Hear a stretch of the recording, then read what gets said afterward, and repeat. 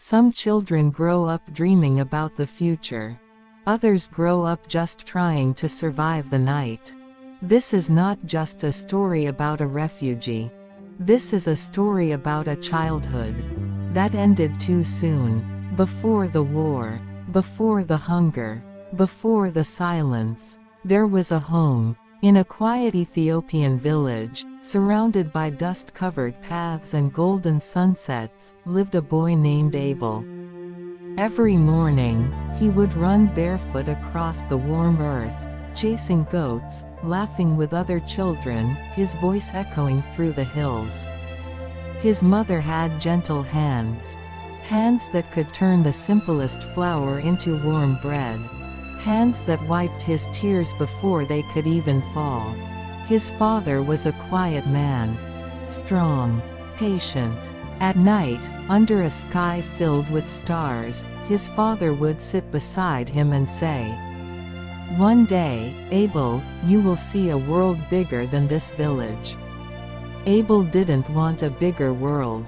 He just wanted this one to last forever. But slowly, things began to change. Whispers replaced laughter. Strangers passed through the village with worried eyes. Conversation stopped when children came near. One evening, Abel noticed his father wasn't smiling anymore. That night, his parents spoke in hushed voices. Fear had entered their home. Quietly, but completely. And then, the night came. A loud crack split the silence. Then another. Then screams. Abel woke up to flames dancing outside his window. Not warm, not comforting, but wild, destroying everything in their path. His mother rushed in, her face pale with terror. "Get up. We have to go." He didn't understand. Where were they going? Why was the sky burning? His father pushed them toward the door. "Run," he said. "Don't stop." Abel held his father's hand for just a second. A moment that would stay with him forever. Because it was the last time. They ran into the darkness. Behind them, their home collapsed into fire. The only world Abel had ever known. Gone in minutes. He kept looking back, hoping to see his father following them. But the night swallowed everything. Including him. The next morning, there was no home to return to. Only a road ahead. They walked. Through dry lands that stretched forever. Through heat that burned their skin. Through silence that felt heavier than noise. Abel's feet began to bleed. His stomach ached with hunger. "Are we close?" he asked. His mother forced a weak smile. "Soon," she said. But her eyes told a different story. Days turned into nights. Nights turned into more walking. They passed other families, some crying, some silent, some who couldn't go on anymore. And each step forward felt like leaving another piece of life behind. One afternoon, under a burning sun, his mother slowed down. Her grip on his hand loosened. "Abel," she whispered, her voice trembling. He looked up. For the first time, she looked tired. Not just tired. Empty. She knelt down, brushing dust from his face. "You have to be strong," she said. "I'm strong," he replied quickly, holding her tighter. But strength was something she had run out of. Moments later, she collapsed. Abel shook her. "Amma, please, get up." No response. His voice cracked. "I'll be good, I promise, just don't leave me." The wind was the only thing that answered. For hours, he stayed there. A child sitting beside his mother.